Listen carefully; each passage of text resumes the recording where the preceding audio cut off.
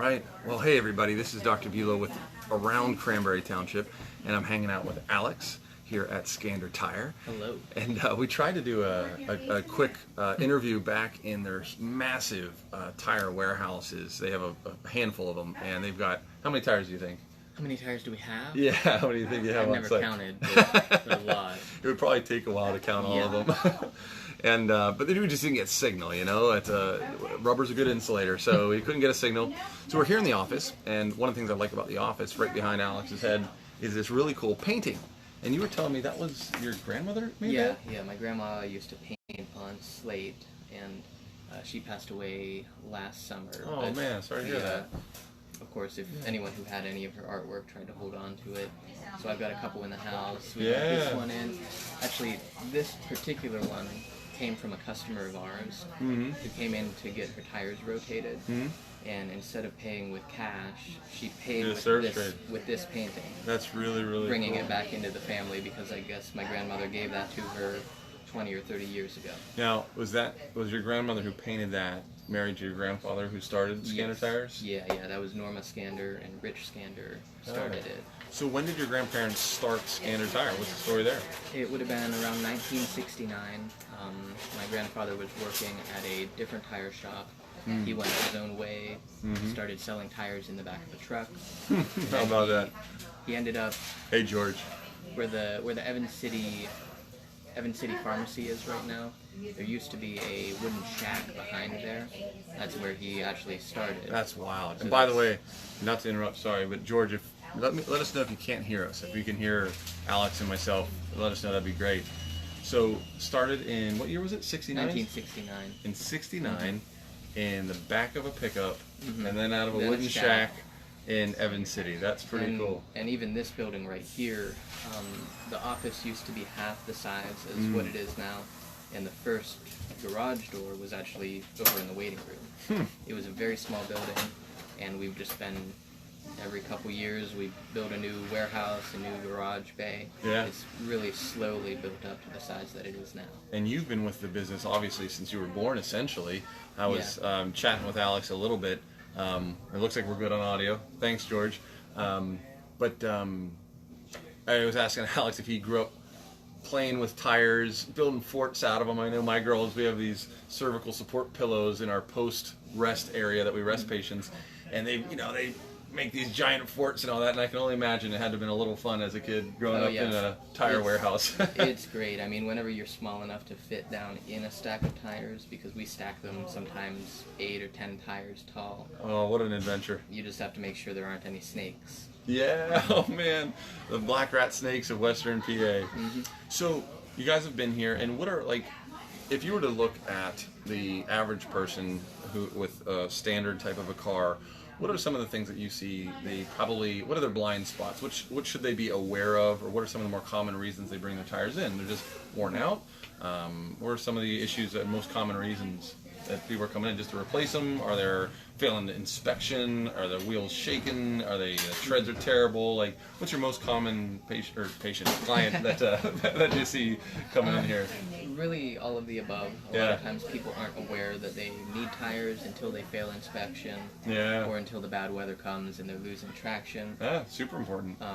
And in the other video that he has, we've talked about how to determine if your tires are ready for replacement. A lot of people also come in with flat tires, of course. Other people just come in for air checks. Now that all vehicles have to be equipped with the TPMS, the low pressure light on your dashboard. Oh, okay, gotcha. It's been good because now, rather than driving on your car with a flat tire that you don't know about, waiting for that tire to explode, getting in an accident, now that lets people know as soon as there is a problem, so they bring the car in before there's a problem. And in the other video, Alex said that to know the proper tire pressure, you don't just look on the wheel, you look actually inside the driver's door, right? Where the sticker is, and you guys can check that out in the other video. But I thought that was, I didn't know that, and I always went off of the tire pressure. I always was at 42 PSI or 44. That was what I just assumed was normal, And that's actually, that can cause a different problem with that low pressure light. That's also a high pressure light. Oh, interesting. If you deviate from the manufacturer's suggested pressure, that's the automobile manufacturer, up or down 25%, the light comes on. Gotcha. So we've seen people, the light was on, so they aired their tires up to 40, and the light was still on, so they aired them up to 50 or 70 psi. Yeah. I can't imagine That doesn't fix anything. That's some scary stuff. So now, Alex is, I think, he's got his grandmother's genes. He's a musician, and there's obviously artistry in the family line there. But at the same time, you're part of the family business and you help out here. One of the questions I'll put to you, that I always put to all the business owners I chat with or service professionals, is what brought you in? I mean, obviously it's probably second nature because you grew up in it, but what keeps you here? Is there something you enjoy about the work that you do, or an aspect to the work that might even be artistic? But what is it that you enjoy about your industry and about working here in the business? Just working with customers, and I think I really like working with customers who aren't well informed about tires. Me. Yeah, this guy. I like to think that we as a company are not people who, how do I want to say this? If you don't know about tires, you don't know about your vehicle, you're not sure what you need, we welcome that. That's cool. And rather than just telling you what you need and saying, you need this, no further questions, please. Yeah. We like to explain it to people and make sure they understand. I'm a big fan of that myself, yeah.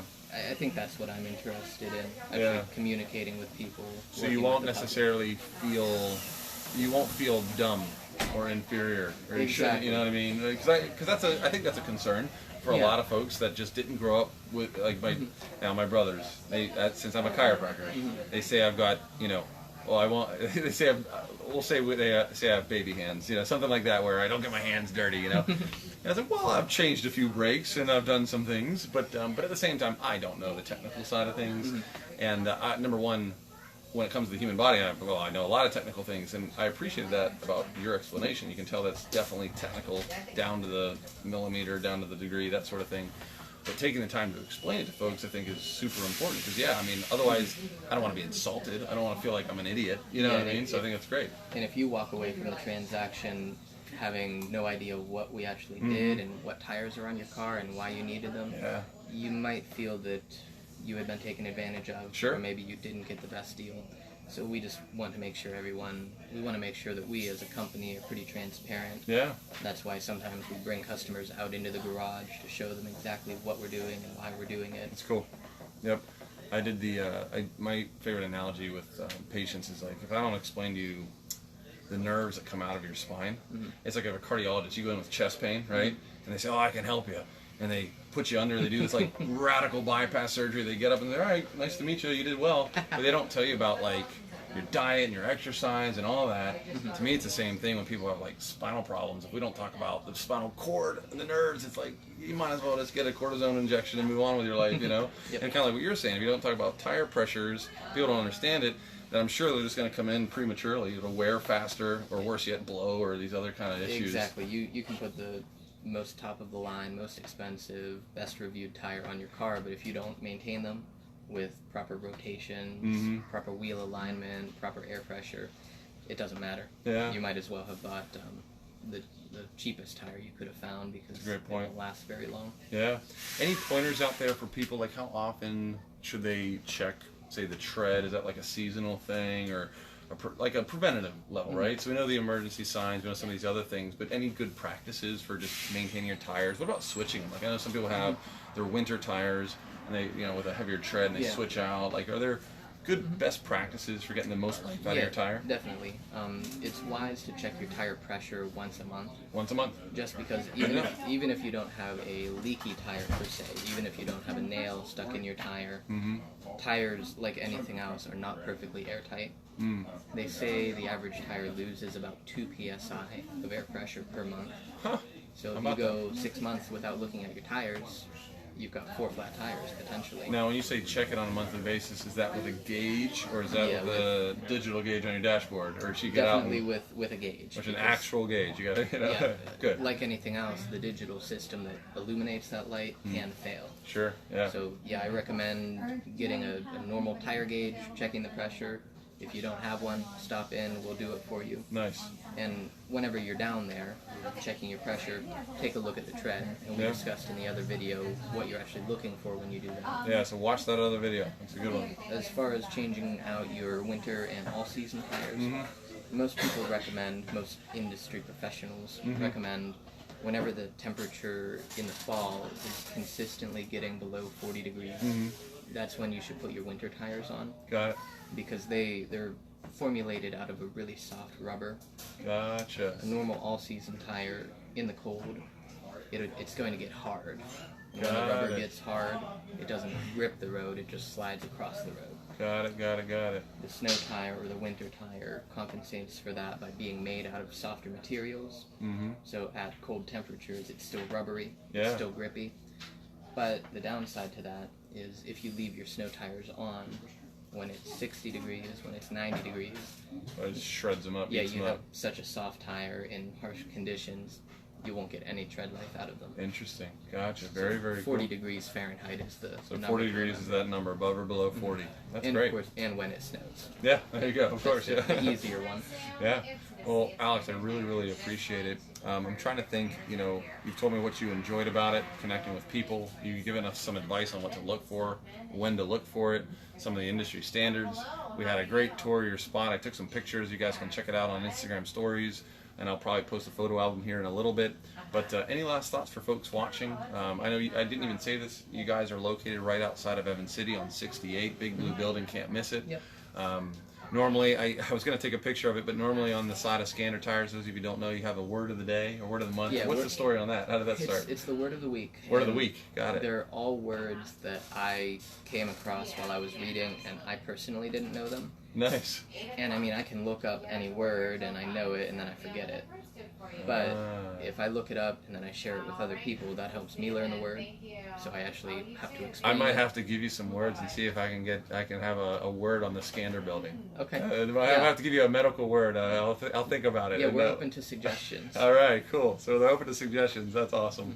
But yeah, any other last bits of information you want to let everyone know in the community? Otherwise, we'll be signing off here in a second, and I'll let Alex have the last word. So before he has the last word, here's what I'm going to say: share the video. Knock down our stand today. But yeah, share the video. If you have any questions for Alex regarding the history of Skander Tire or tire maintenance and things like that, ask questions. I'm sure he can come onto this video like the other video and answer your questions. And as always, thanks for watching. But yeah, any last words there, Alex, for the folks? Just thank you very much for watching. Like he said, if you have any questions, you can call us. You can find us at skandertire.com, on our Facebook page, on our Instagram page. If anyone knows where to find a really cheap tripod for a camera holder, just give him a call because... We're accepting donations. Yeah, times are tough. That's right. The bookshelf it's on is not working out. I appreciate the plug, Alex. I really appreciate that. All right, guys. Well, thanks for hanging out, and we'll see you next week. We'll see you next time. Thanks. Bye now.